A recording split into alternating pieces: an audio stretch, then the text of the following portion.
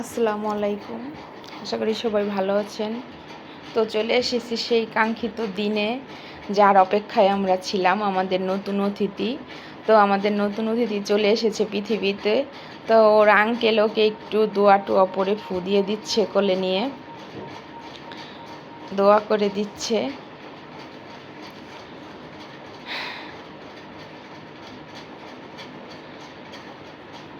তো দোয়া টোয়া করা শেষ।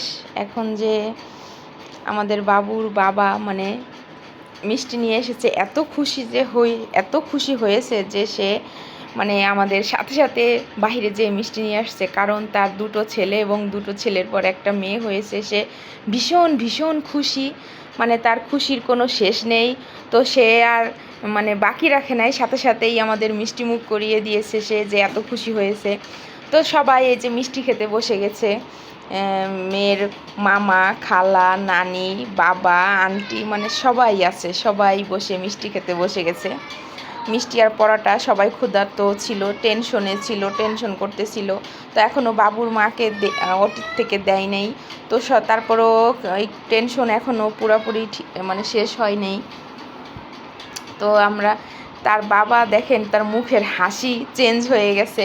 সে একদম এত খুশি, মনে হচ্ছে যে সারা পৃথিবী পেয়ে গেছে সে। মেয়ে হওয়ার পরে সে এত খুশি হয়েছে। যাই হোক, সবাই আমাদের বাবুর জন্য দোয়া করবেন, অবশ্যই আল্লাহ যেন ওকে সুস্থ রাখে। মাশাল্লাহ, আলহামদুলিল্লাহ। তো এখন এই যে আমাদের খাওয়া দাওয়া শেষ, আমরা এখন অপেক্ষা করতেছি বাবুর মাকে কখন দিবে। তো সেই অপেক্ষায় আছি। সেজন্য আমি একটু খাওয়া দাওয়া শেষ করে নিচেই গিয়েছিলাম। তো সেখানে যেয়ে দেখি আমাদের মতো আরও কেউ অনেক বাবুর অপেক্ষায় আছে।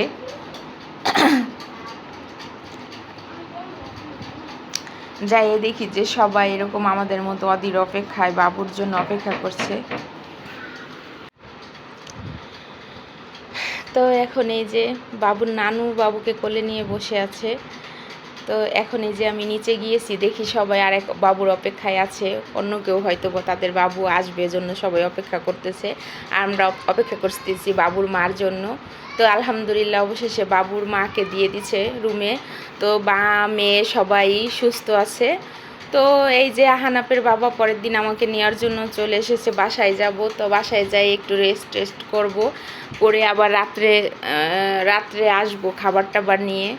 তো এই যে সবাই খুব আনন্দ ঘন মুহূর্ত চলতেছে। তাই এখন আমি বাসায় যাওয়ার জন্য রেডি হচ্ছি, বাসায় আসব।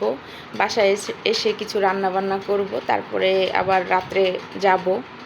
তো এখন এই যে রেডি হয়ে বাসায় যাওয়ার জন্য রেডি হয়ে গিয়েছি।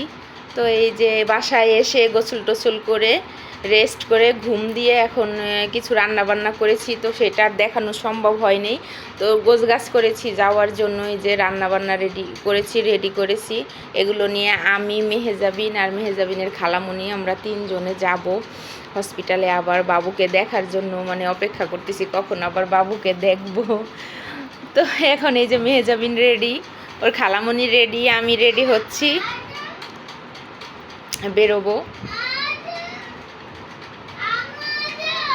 আসো, এদিকে আসো তুমি। তো এই যে রেডি হয়ে এই যে আমার ছেলে দাঁড়িয়ে আছে, আমাদের আগায় দিচ্ছে, ওকে ওর বাবার কাছে রেখে যাব। আমরা এখন এই যে বেরোচ্ছি, আহানাপ ওর বাবার কাছে থাকবে।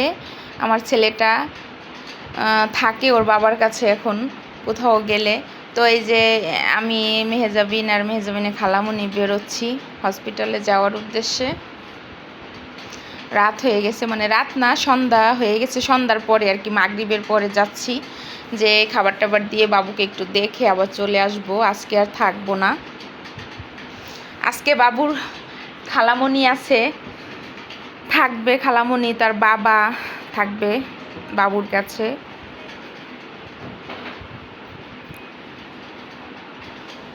তো এই যে অন্ধকার হয়ে গেছে রাস্তা, যাচ্ছি আমরা। তো চলে এসেছি হসপিটালে, আমাদের বাসার কাছেই, বেশি দূরে না, 30 টাকা ভাড়া লাগে বাসার থেকে। তো কাছেই। তো এই জন্য যেতে সুবিধা হয়েছে, যাওয়া আসা যাতায়াত সুবিধা হয়েছিল। তো এখন এই যে আমরা চলে এসেছি, লিফটে উঠেছি।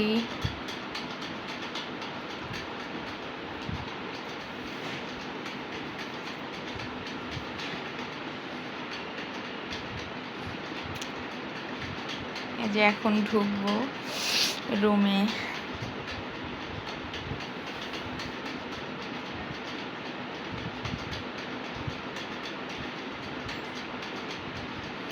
তো এই যে জিয়ান বাবা এখনও তার বোনের কাছ থেকে যায়নি, সে বোনের কাছে বসেই আছে।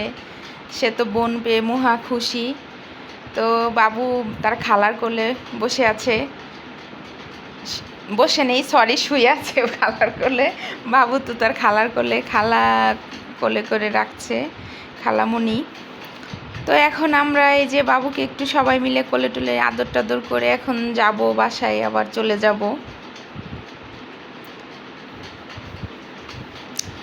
তো হসপিটাল থেকে চলে আসার পালা, এখন চলে আসব।